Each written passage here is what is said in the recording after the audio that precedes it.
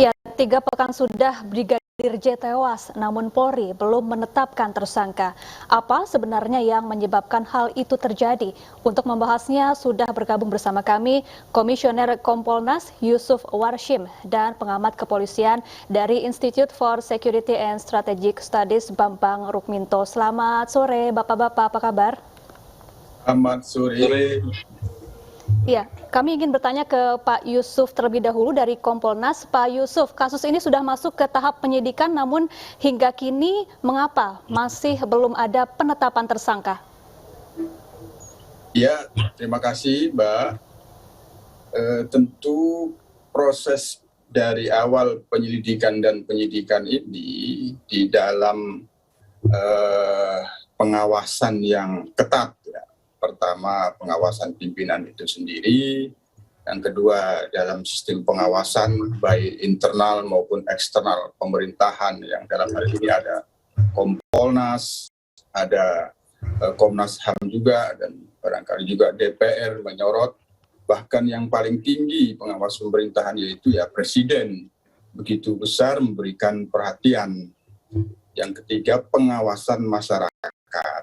Nah, Kapolri sendiri cukup transformatif di dalam melaksanakan arahan pengawasan ini. Yang pertama, membentuk tim khusus. Yang kedua, menerima kritikan dan masukan dari masyarakat, termasuk di dalam perkembangannya ada permintaan otopsi ulang.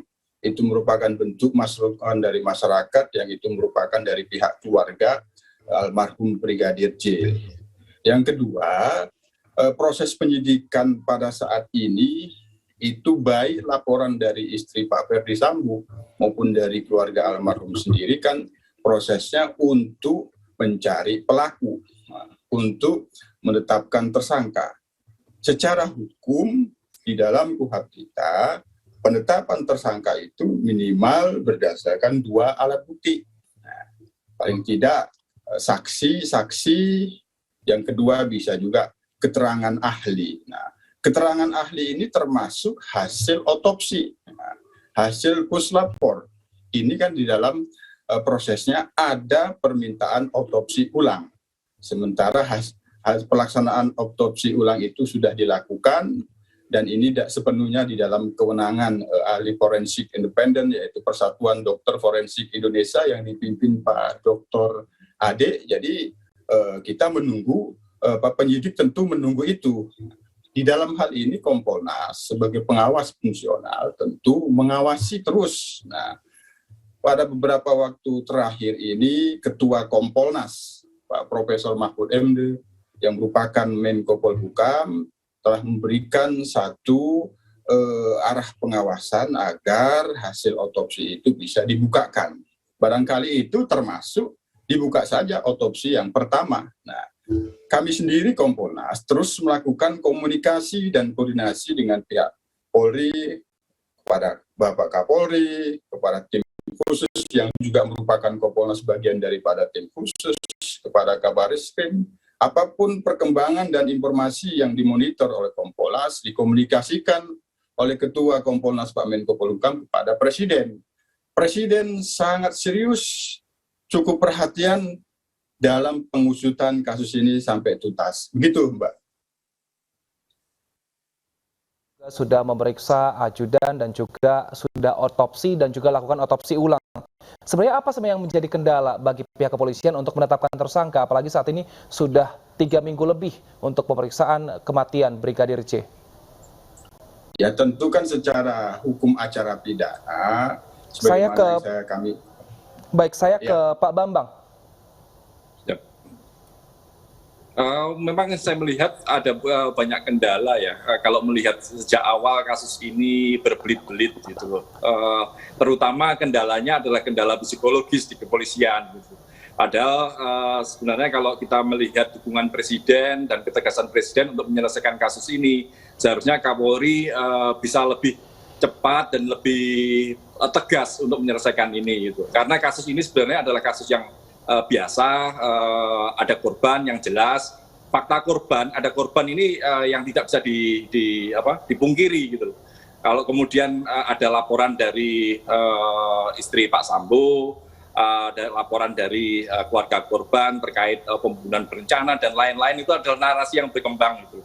Tapi fakta yang terjadi ada korban yang meninggal itu adalah real dan tidak bisa dipungkiri, dan itu bukan delik aduan gitu, dan delik pidana biasa. Makanya sebenarnya tidak usah jauh-jauau kemana-mana, tidak perlu otopsi ulang itu sebenarnya untuk membangun kepercayaan saja, tapi basic dasarnya otopsi awal itu sebenarnya sudah bisa dibuka oleh kepolisian, tapi sampai sekarang juga tidak bisa dibuka.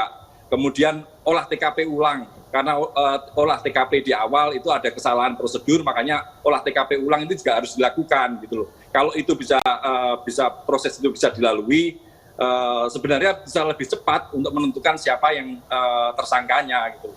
Makanya jadi aneh kalau kemudian hal-hal yang sebenarnya prosedural itu tidak dilakukan, dan kemudian ada dukungan dari Presiden, bahkan dukungan dari TNI, secara implisit Panglima memberikan dukungan, ingin memberikan bantuan kepada Polri. Ini seharusnya Kapolri segera bisa lebih mempercepat proses ini biar cepat tuntas dan bisa masyarakat bisa semakin membangun kepercayaan masyarakat kembali. Baik, Pak Bambang, tadi lebih cepat ini ada indikatornya kah? Mungkin 1 atau 2 minggu ke depan ini harus sudah bisa diumumkan siapa pelakunya, Pak? Sebenarnya kalau kasus ini adalah kasus pembunuhan biasa, waktu 3 minggu ini waktu yang sangat lama. Gitu. TKP-nya jelas, korbannya jelas, saksi-saksinya jelas gitu loh. Makanya kalau kemudian tidak bisa menentukan tersangka itu menjadi aneh, dan itu yang dirasakan oleh masyarakat gitu. Makanya kalau kita ingin memulai dari awal ya kembali ke awal lagi lah, olah TKP ulang gitu. Dan itu kan tidak dilakukan, malah Polda Metro melakukan prarekonstruksi untuk siapa? Tersangkanya juga belum ada gitu. Makanya olah TKP ulang itu harus segera dilakukan. Kalau sehemat saya seperti itu. Baik, Pak Yusuf, saya ingin bertanya terkait Baradae yang dituding menembak Brigadir J dalam kondisi terdesak dan tertekan. Apakah seorang Baradae yang tidak berpengalaman baku tembak dan bahkan tidak dipersenjatai dalam bertugas sebagai ajudan, bisakah ia terlibat baku tembak dengan Brigadir J?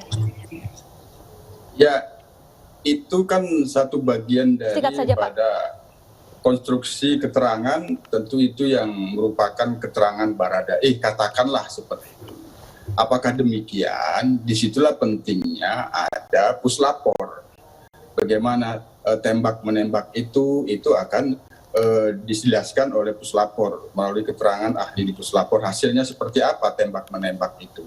Yang kedua termasuk terkait dengan hasil otopsi, apakah tembak jarak dekat atau jarak jauh, itu semua akan mengkonfirmasi keterangan saksi-saksi, termasuk saksi Baradae sendiri. Ini tentu terkait dengan prosedur penyidikan dan tindak pidana tentunya.